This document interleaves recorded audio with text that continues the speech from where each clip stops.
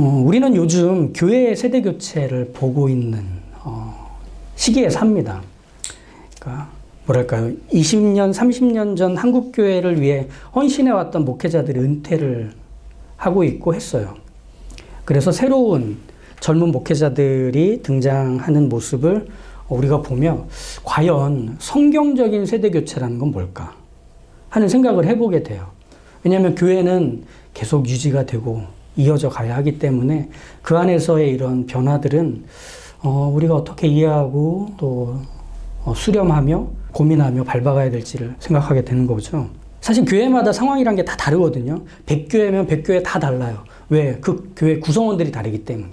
그리고 그 교회를 맡기신 하나님의 뜻이 교회마다 또 달라서 어떤 후임 목회자를 세우는가는 교회 사정 또 상황에 따라 맞물려 있습니다. 하지만 이런 질문들은 똑같은 것 같아요. 두 가지인데 후임 목회자를 세우려 할 때 교회들은 전임 목회자와는 다른 새로운 사역을 해줄 수 있는 사람을 뽑아야 할지 아니면 전임 목회자의 사역을 이어가 줄 수 있는 결이 같은 사람을 뽑아야 할지 이게 좀 고민인 거예요. 이스라엘 역사에서 처음으로 지도자의 세대 교체가 일어나는 장면을 우리가 보는 거거든요. 우리 시대의 교회 고민도 거기에 있습니다. 사실 저희 교회는 10년이 채 안 된 개척교회이다 보니까 이런 고민은 아직은 우리 일은 아닙니다. 하지만 이 본문이 나온 김에 세대 교체를 이루어갈 때 우리는 어떤 고민을 해야 하고 어떤 기준을 세워야 할지를 함께 따라가 보는 거예요. 그러면서 생각의 씨앗을 심는 거예요, 교회에. 그래서 분별과 지혜가 필요한 결정의 시기가 찾아올 때 그때 심어뒀던 씨앗의 열매를 거둬서 하나님 앞에서 바른 선택을 교회가 할 수 있도록 지금은 씨앗을 심는 시간이라고 생각하고 들어주시면 좋을 것 같습니다. 하나님은 모세에게 이제 너는 무대에서 내려와야 된다라는 말씀을 하시죠. 여호와께서 모세에게 이르시되 너는 이 아바림 산에 올라가서 내가 이스라엘 자손에게 준 땅을 바라보라. 본 후에는 내 형 아론이 돌아간 것 같이 너도 조상에게로 돌아가리니 이는 신 광야에서 회중이 분쟁할 때에 너희가 내 명령을 거역하고 그 물가에서 내 거룩함을 그들의 목전에 나타내지 아니하였음이니라. 이 물은 신 광야 가데스의 무리바 물이니라. 하나님은 모세에게 가나안 땅 가까이는 왔지만 들어가지 못하게 하십니다. 단 한 번의 잘못으로 모세는 약속의 땅을 바라보기만 하고 이제 지도자의 자리에서 내려와야만 합니다. 하나님은 모세의 역할이 여기까지라는 걸 이 말씀을 통해 확실하게 하시는 거죠. 모세의 단 한 번의 잘못, 그건 분명 가볍지도 그리고 옅지도 않습니다. 이스라엘은 모세를 통해 물이 없는 광야에서 바위에게 명령에 물이 솟아나오는 걸 보면서 하나님이 우리를 또 마시게 하시는구나 라고 하는 걸 보여줘야 했습니다. 하지만 모세는 40년 가까이 이스라엘에게 원망만 들었잖아요. 그게 쌓이고 쌓였나 봐요. 그래서 이스라엘이 그렇게 또 보이는 원망에 못마땅해 하며 지팡이로 그 반석을 2번 쳤습니다. 하나님은 그것을 그냥 넘어가지 않으시는 거죠. 너와 네 형 아론은 약속의 땅에 들어갈 수 없다. 너는 가나안 땅에 들어가지 못한 채 광야에서 죽게 될 거다. 라고 말씀하셨기 때문이죠. 모세도 사람인데 화낼 수 있잖아요. 우리 오늘부터 시작합니다. 악한 분노, 선한 분노 시작합니다. 다들 다양한 방식으로 화를 내왔고 또 화내는 사람도 많이 봐왔지만 누구도 화를 안 내는 사람은 없잖아요. 모세도 그렇게 한번 화냈는데 이거 너무 과한 거 아닌가? 심한 결정처럼 보이죠. 모세의 이 행동은 광야 생활 내내 잘해오다가 한번 하나님께 심기 건드리는 일을 해서 제대로 잘못 걸린 것처럼 보일 수도 있습니다. 하지만 여기에 모세의 잘못은 무엇이냐면 하나님이 맡겨주신 역할을 잊었다는 점에 있습니다. 모세의 역할이란 철저히 하나님을 드러내는 것이거든요. 그게 그의 삶이기도 했죠. 이스라엘은 그들의 믿음의 대상인 하나님을 소개받는 통로로 모세가 있다는 걸 알고 있습니다. 그래서 모세가 하는 걸 통해 하나님이 어떤 분이신지를 알고 배웠고 확인합니다. 그렇게 하나님은 이스라엘을 가나안으로 잘 인도할 지도자로서 모세를 세운 게 아니라 하나님께로 잘 인도할 지도자로 모세를 세웠던 거예요. 모세는 그 역할을 하고 있는 거죠. 그러니 이스라엘은 모세를 통해 애굽과 광야의 모든 순간마다 그렇게 하나님을 소개받아 왔잖아요. 바로 지금 여기 이곳에 하나님이 계신다라고 하는 걸 모세를 통해 들었고 확인했습니다. 우리 지난 시간에 함께 봤던 슬로보앗의 5 딸들의 이야기를 떠올려 보시면 슬로보앗의 딸들이 아직 밟지도 않은 그 분배받은 땅의 권리를 요구할 수 있었던 이유는 하나님은 약속을 성취하시는 성실한 분이라는 걸 그들이 믿었기 때문입니다. 그녀들이 그 사실을 믿을 수 있었던 건 평생토록 이스라엘의 매일 속에서 일해오신 하나님이 계시다는 것을 모세를 통해 소개받고 알았기 때문에 믿고 있는 겁니다. 모세는 그렇게 이스라엘의 일상에서 끊임없이 하나님을 소개하고 가르치는 역할을 해왔던 사람인 거죠. 이처럼 모세는 만나와 마실 물이 있을 때, 질병과 전쟁을 겪을 때, 불순종과 원망으로 벌을 받지만 거기서 다시 살아날 때, 그 모든 순간마다 하나님이 어떤 하나님이신지를 알리는 안내판이었습니다. 그만큼 모세의 역할이 이스라엘에서 중요했던 거죠. 하나님이 드러나야 하는 자리에 모세가 늘 그렇게 있어 왔거든요. 그런데 지금 이 무리바 사건에서는 하나님이 드러나기보다 모세가 드러났기 때문에 하나님이 모세에게 그렇게 엄하게 화를 내셨고 그 잘못의 결과를 거두지 않으시는 겁니다. 사실 이 사건은 표면적으로는 하나님의 일을 하는 사람들에게 하는 일종의 경고처럼 보여요. 마지막까지 최선을 다해서 순종과 충성을 다하지 않으면 끝이 좋지 않을 거야. 그 한 번도 허용하지 않으셔 라고 하는 것처럼 말이죠. 평생 충성하고 최선을 다해온 이 하나님의 사람 모세에게 하나님이 이렇게 매몰차게 대했듯 하나님의 일을 하는 사람들에게 하나님은 그렇게 물으실 거라는 것처럼 보이는 경고죠. 물론 모세가 잘못한 게 없다는 뜻은 결코 아닙니다. 하지만 이런 생각도 드는 거예요. 많은 재능과 은혜를 받은 사람, 하나님께 많이 쓰임을 받은 사람, 인간의 능력으로는 감당하기 어려운 헌신과 희생을 보인 사람들, 정말 한 번의 잘못을 하나님은 결코 용납하지 않으시는 건가? 우리는 그런 거 사건과 사례로 좀 보기도 하잖아요. 하나님의 영광을 잘 드러냈던 사람이 어떤 순간 와장창 무너지면서 그 사람뿐 아니라 그 사람 주변까지 함께 주저앉게 되는 일들을 우리가 종종 보잖아요. 높이 올라갈수록 더 크게 떨어지고 더 깊이 상처를 남기는 일들 말이죠. 그건 목회자, 선교사뿐 아니라 연예인과 사업가와 전문직에서 일하는 크리스천들에게서도 나타나는 일들임을 우리가 왕왕 보잖아요. 자신을 다 던져서 일을 맡겨주신 하나님을 위해 헌신과 충성을 다하면 사람들의 관심과 지지를 받게 됩니다. 함께 하겠다는 사람들이 찾아오고 내 생각과 계획을 듣고 싶어하는 사람들이 주변에 늘어가기 시작합니다. 돈과 사람이 흘러오고 방송과 기사, 특강의 기회들이 늘어나며 하나님을 위해 할 수 있는 일들이 점차 많아집니다. 그러다가 딱 한 번 문제가 생겨요. 자신의 존재감과 힘이 가장 크게 느껴지던 그때 가장 깊은 곳으로 떨어집니다. 근데 그게 어쩌다 벌인 실수였나 생각하면 사실은 과정이 다 있어요. 한 번에 실수하는 경우는 거의 드물다 봐야 돼요.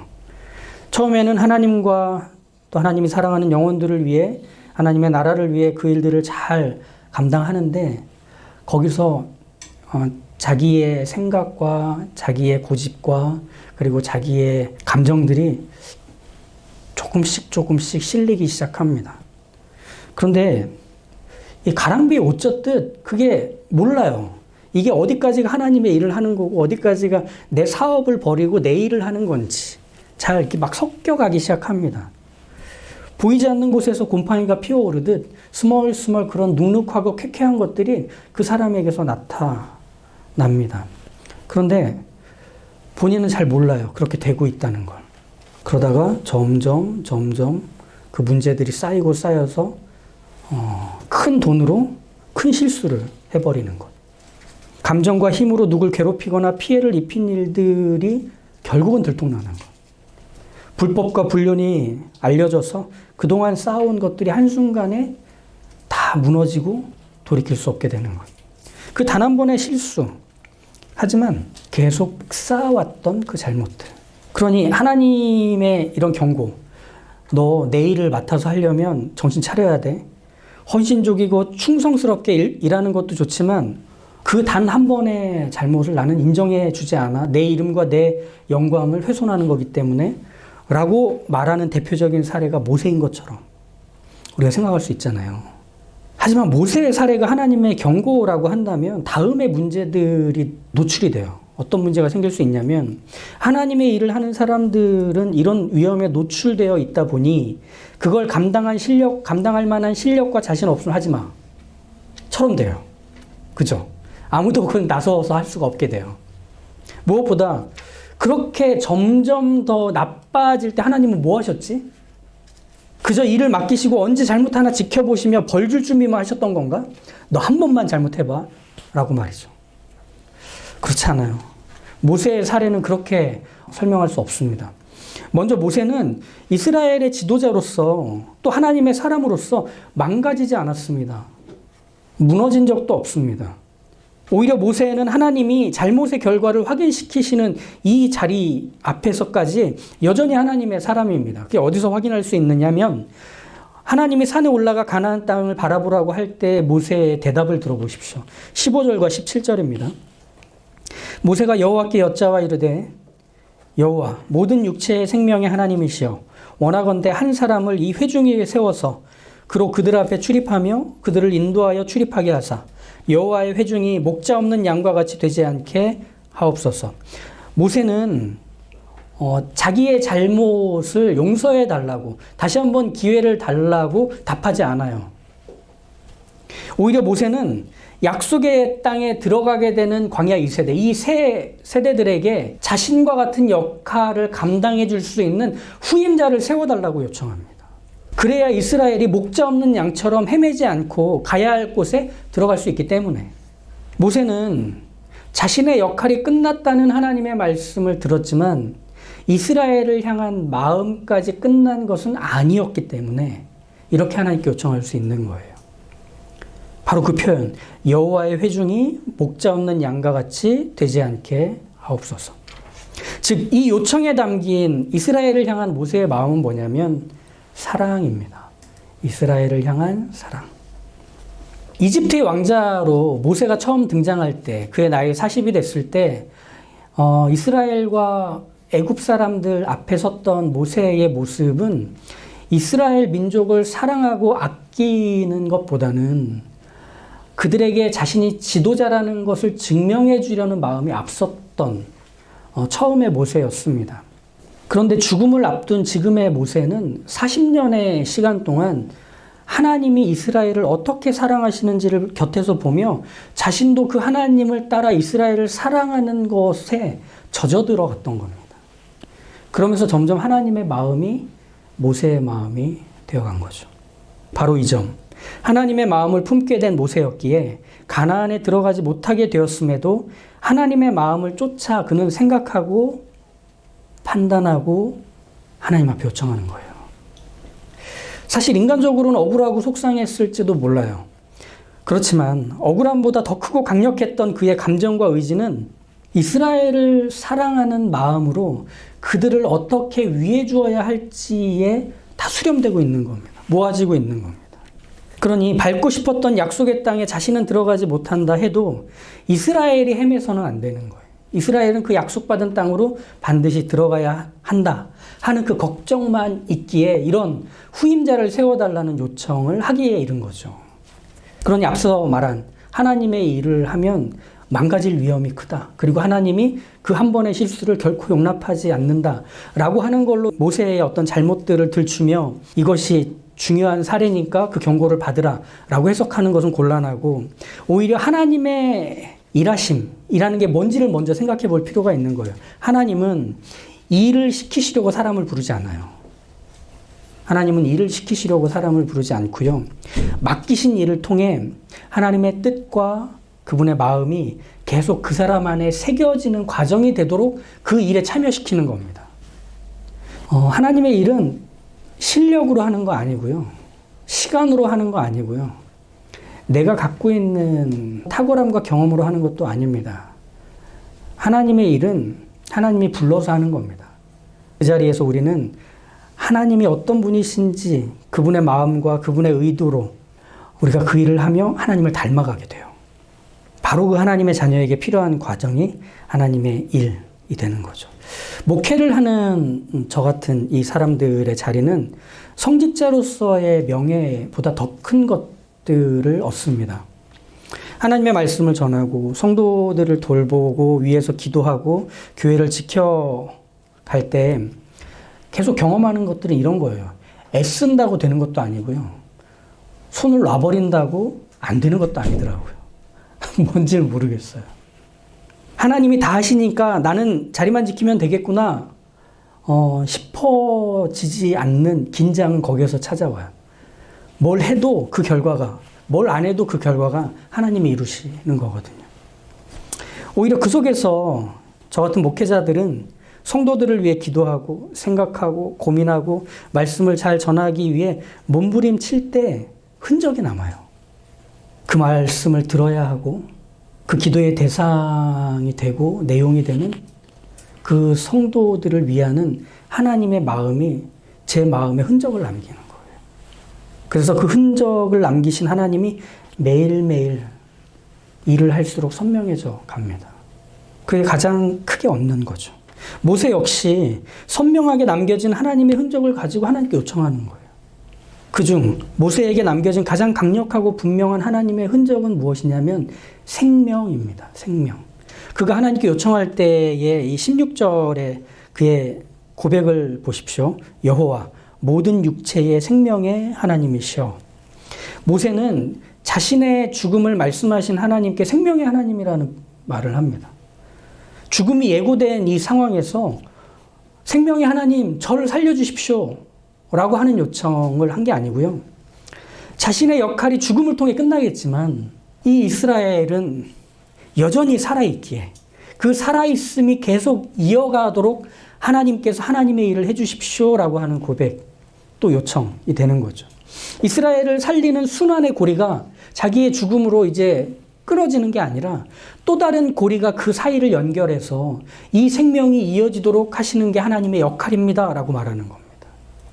이것이 하나님의 마음을 가진 모세가 할 수 있는 이스라엘을 향한 큰 사랑, 그리고 하나님의 흔적을 가진 모세가 할 수 있는 하나님 앞에서의 믿음의 모습이 되는 거죠. 하나님은 그 모세의 요청에 응답하십니다. 하나님은 눈의 아들 여호수아를 모세의 후계자로 세우십니다. 투톱으로 이스라엘은 가요. 모세의 형 아론과 모세가 함께 이스라엘을 이끌었다면 이제 다음 세대는 여호수아와 아론의 아들인 엘르아살이 함께 인도하도록 하나님이 그 둘을 세우십니다. 여기서 한 가지 중요하고 의미 있는 세대 교체, 즉 권력 승계의 방식이 등장하거든요. 그게 뭐냐면 하나님은 후계자를 세우는 과정을 은밀하게 개인적으로 하지 말라고 하십니다. 오히려 모두가 보는 자리에서 그 일들을 하라고 말씀하시죠. 그게 20절이에요. 내 존귀를 그에게 돌려 이스라엘 자손의 온 회중을 그에게 복종하게 하라. 하나님은 야, 이제 후계자를 세워야 되지 않겠어? 너 원하는 사람 복수로 뽑아와. 그래서 나랑 산에서 한번 논의해보자. 맞춰보자. 패를. 이런 식으로 하지 않으셨습니다. 이스라엘 회중들 모두가 보는 자리에서 하나님이 누굴 세우셨는지를 알리십니다. 이렇게 모세의 후계자가 세워지고 아론의 후계자가 세워지는 이 과정까지 하나님이 세세하게 관여하시는 거예요. 그 의도는 분명합니다. 뭐냐? 이스라엘의 지도자는 하나님이 세우신다는 거예요. 이스라엘을 이끄시는 분은 하나님이시라는 얘기를 이렇게 보여주시는 거예요. 사실 이 직접적으로 지도자를 세우는 방식은 훌륭한 전임자 같은 후임자를 세우고 싶어하는 기대를 와장창 꺾어버려요. 저런 분 같은 후임을 찾아야지 하는 건 말이죠. 하나님은 한 시대가 누렸던 어떤 영적인 풍요, 그리고 성숙, 기적과 신비의 경험들을 같은 방식으로 반복 재현시키는 하나님이 아니십니다. 그 다음 세대는 다음 세대의 현실 안에서 하나님이 일하시는 거예요. 그러니 거기서 가져야 되는 것은 믿음밖에 없어요. 이전에 했던 걸 또 해달라고 하는 믿음이 아니라 이전에 그 하나님이 지금 우리에게도 여전히 같은 하나님이시라는 걸 믿으면서 달라진 현실을 사는 거예요. 사람은 바뀔지언정 하나님은 안 바뀐다는 거예요. 그래서 이 하나님을 믿는 것 안에서 후계자를 세우고 새로운 제도를 갖추며 새로운 일을 하는 것, 이것이 세대교체의 모습이어야 하는 거죠. 그래서 신명기 31장에서 보면 모세가 여호수아를 후계자로 세울 때 이스라엘을 향해서 이런 얘기를 하거든요. 너희는 강하고 담대하라. 두려워하지 말라. 그들 앞에서 떨지 말라. 이는 내 하나님 여호와 그가 너와 함께 가시며 결코 너를 떠나지 아니하시며 버리지 아니하실 것임이라. 걱정하지 마. 이전에도 그렇게 하셨듯 지금도 그렇게 하실 것이며 앞으로도 그렇게 하실 하나님을 믿으면 되는 거야. 그 하나님 안에 있는 것이 우리에게는 강하고 담대하게 만드는 모든 것이야 라고 하는 이야기를 하는 거죠. 사람은 바뀌어도 하나님은 바뀌지 않으시는 그 생명의 하나님이시기에 한 사람의 사적인 의지가 아니라 하나님의 공적 질서 안에서 이 모든 세대교체의 일들이 이루어지는 것이 바로 이 사건의 모습입니다. 그래서 세대교체는 하나님이 시작하시고 완수하는 일입니다. 설교를 시작하며 한국교회 세대교체를 저희가 함께 얘기했잖아요. 은퇴하시는 목사님의 사역의 마무리는 결국 좋은 후임자가 세워지는 걸 겁니다. 하지만 이 좋은 목표를 완수하는 과정은 교회마다 너무 험난하고 힘들어요. 각 교회에 사정이 있어서 그렇다고 말씀드렸잖아요. 어떤 교회에서는 아들에게 교회를 세습하는 걸로 그걸 완수하려고 합니다. 어떤 교회에서는 10년 이상 후임 목사를 미리 준비시켜 놓고 그 목표를 완수해 가고 있기도 합니다. 어떤 교회에서는 은퇴할 담임 목사님이 내정한 분을 후임 목사로 세우는 일로 그 목표를 이루려고도 합니다. 이처럼 다양한 세대 교체 방식은 각 교회마다의 상황에 따릅니다. 흔들리지 않는 건강한 교회와 사역을 위한 이 목표를 완수하기 위해 교회들은 그렇게 치열하게 고민했고 또 하고 있고 또 할 겁니다. 하지만 교회의 세대 교체가 이루어지는 이 현장의 다양성을 존중하면서도 분명하게 우리가 놓치지 말아야 하는 사실은 한 가지입니다. 이건 믿음으로 하는 일입니다. 교회의 모든 일이 그렇듯이. 교회는 후임 목사를, 후보자를 세우고 그 후임 목사를 결국 선택해서 맞이할 때 지금까지 자신들을 길러내고 먹이고 세우고 이끌어주신 분이 결국 하나님이라는 사실을 먼저 기억하고 그 모든 일들을 계속 밟아가야만 돼요. 사실 이전 목사님의 헌신과 노력으로 목양을 받아왔고 사랑을 받아온 성도들은 후임 목사를 세울 때 아마 가장 앞서서 결정권을 행사하는 자리에 있게 될 겁니다. 그러다 보니 전임 목사님께 어떤 진빚 같은 게 생겨요. 그 목사님의 익숙함이 후임 목사를 결정할 때 기준이 되기도 해요. 그래서 전임자의 흔적을 가슴에 남긴 채로 그 다음의 일들을 준비하려는 마음들이 자연스럽게 생겨요. 하지만 전임자가 남겨놓은 흔적이 이후의 교회가 붙들어야 될 전통과 문화일 수는 없습니다. 후임 목회자를 전임자의 복제품처럼 기대하는 것. 믿음이 아니라 불안을 가라앉히고 싶은 임시 방편의 태도에 불과한 일이 돼요. 계승은 하되 복제는 아닙니다. 강하고 담대하고 두려워하지 말라는 모세의 말이 필요한 이유가 거기에 있습니다. 너희 시대는 이전 시대와 또 다른 경험해보지 못한 일들의 연속일 거다. 거기서 나 하나님은 너희들을 이끌 목회자와 그리고 너희의 교회에 또 새로운 흔적을 남기고 또 새로운 믿음의 내용을 채워갈 크신 하나님이다. 나를 기대하고 의지하고 믿어라. 두렵겠지만 불안하겠지만 걱정이 되겠지만 모든 믿음의 일이 그렇듯 나 하나님만을 익숙히 여기고 따르라. 모세는 알고 있었어요. 믿음의 공동체는 동일한 형태를 보존해서 그 정체성을 마련하는 게 아니라는 걸. 변함없는 하나님을 믿어 새로운 순종의 길을 갈 때에 비로소 그 정체성이 세워진다는 사실을 말이죠. 개인과 공동체 모두 그 하나님을 믿는 담대함, 그것이 모든 시대에 그렇게 필요한 겁니다. 그렇기 때문에 우린 세대교체에서 더욱 이것을 기억해야 돼요. 하나님의 마음, 하나님의 흔적, 그것을 어떻게 하면 우리가 가질 수 있는지를 그 모든 과정에서 고민하고 생각해야 하는 거죠. 저도 뭐 이번 주까지 있다가 갑자기 벼락 맞아 죽어서 다음 주에 설교 못할 수도 있잖아요. 새로운 목사가 세워질 수도 있는 거죠. 70까지 잘 마치고 은퇴할 수도 있는 거죠. 근데 저희에겐 분명히 다음 세대가 존재합니다. 제가 이 교회를 섬기는 일을 마치는 그 시간은 반드시 있습니다. 바로 그때 우리는 지금 들었던 이야기들을 결코 놓쳐서는 안 됩니다. 이 교회는 제가 시작했을지 몰라도 제가 세운 것은 아니에요. 저의 교회가 아니에요. 하나님이 세우신 교회이며 하나님의 사랑하는 자들이 모인 교회입니다. 그러면 하나님이 사랑하는 자들이 모인 이곳에서 우리가 해야 되는 고민은 어떻게 하면 믿음으로 선택하고 판단하고 결정하며 이어갈 수 있을까 하는 거예요. 우리에게 필요한 것은 그 하나님을 믿는 믿음 외에는 그렇기 때문에 없더라고요. 바로 그 자리에 우리가 부름받았음을 아시는 하나님의 사람들 다 되시길 축복합니다.